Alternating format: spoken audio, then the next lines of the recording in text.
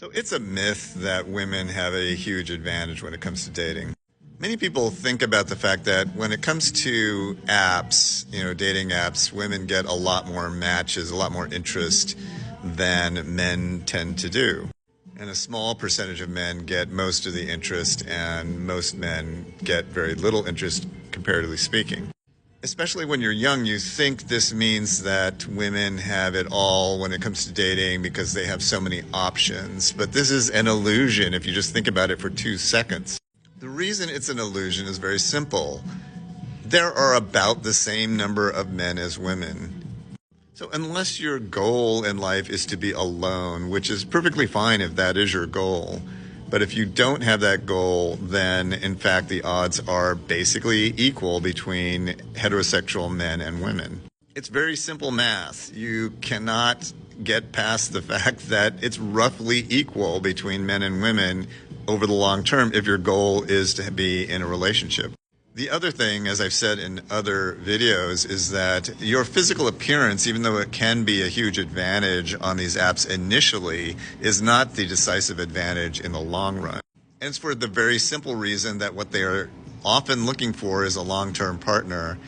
And with that as the criteria, there are many other factors that are much more important than just your physical appearance.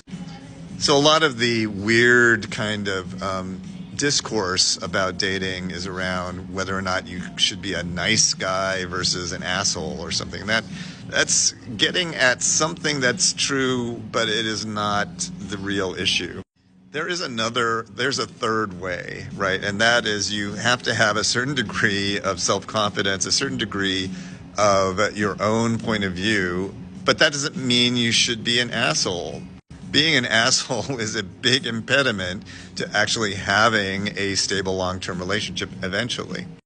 But being a so-called nice guy, kind of, what people call a pushover, that's also boring. Like, I don't think anyone really wants that in a partner, whether you're a man or a woman, if you're straight. I don't think anyone wants that no matter what your sexual preferences are. You want to be with someone who has their point of view and at the same time works with you and cares about you and thinks about you.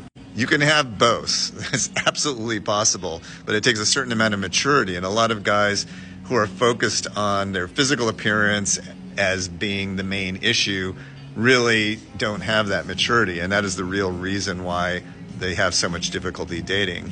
Work on that. Work on having your own life. Work on having your own point of view. Don't work on becoming an asshole.